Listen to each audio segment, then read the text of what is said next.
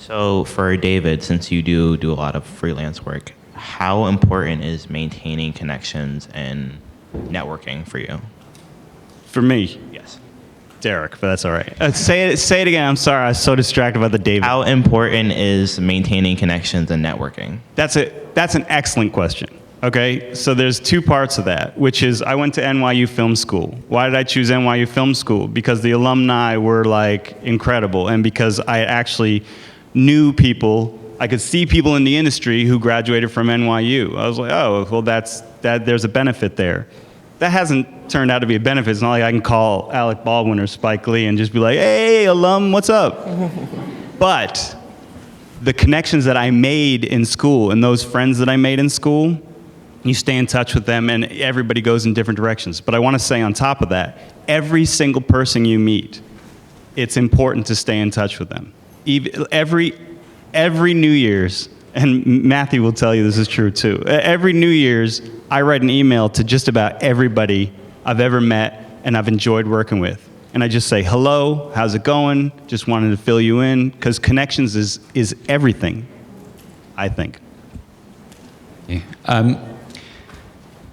Sorry, I know I don't respond half the time, but to be fair, Derek, you know that we got the young kids, so it's I know, I feel bad now. Tough with the young kids. I know, I'm sorry. So there is one thing I did want to address, though. So we have a lot of folks that are really interested in filmmaking in the room, and it does strike me the fact that we have Henkel that has just shared a video that they've produced. So I was wondering if we could just talk, the others on the panel could talk a little bit about, I'm an aspiring filmmaker, but how might those skills be utilized in terms of this concept of content, and perhaps we can focus on this live action video. Yeah, one thing I wanted to say about that is the model seems to be shifting a little bit. I went to a conference in January down in Miami that was all about bringing together television executives and content producers and brands, because more and more the people who want to present entertainment and create entertainment are no longer being funded by the networks, they're being funded by brands who want to get involved with the new model to create content. So not all of it, but it's sort of an emerging business model. And a lot of the people who were at that conference were there to talk about that. So the brands were there to meet the producers who were the storytellers and the filmmakers and the producers of that content to see how they could all work together. And YouTube was there, and Google was there, and other people who have a vested interest in this new model. So for those of you who are interested in a business career and want to get involved with film production, just kind of know that more and more brands are entering into that space, and you could potentially sit in the role of an executive producer who is overseeing a piece of entertainment creation along with the people who are actually making it, and you could get involved that way.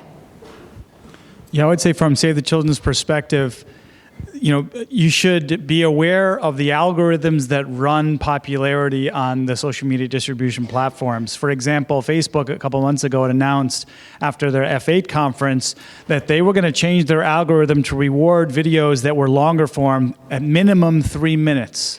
That's a dramatic shift from where they were.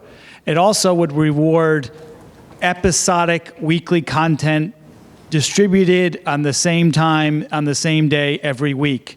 So in a way, they're becoming more episodic like YouTube creators.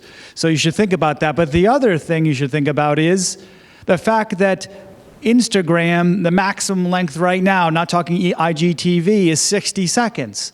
So how might you, and the human attention span is now shorter than ever before, 6 seconds shorter than a goldfish.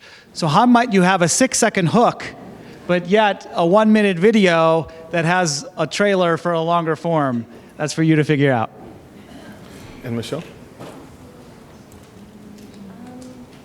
I would say one really good aspect we do with our comms team, especially with animation, is we do storyboarding. So I feel like that really helps refine the content.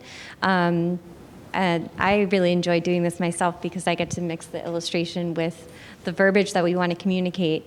And then I get to work hand in hand with our animators and create amazing videos that we can show internally. So it's the mixture of working with different designers, but then also honing in on that message, that key message.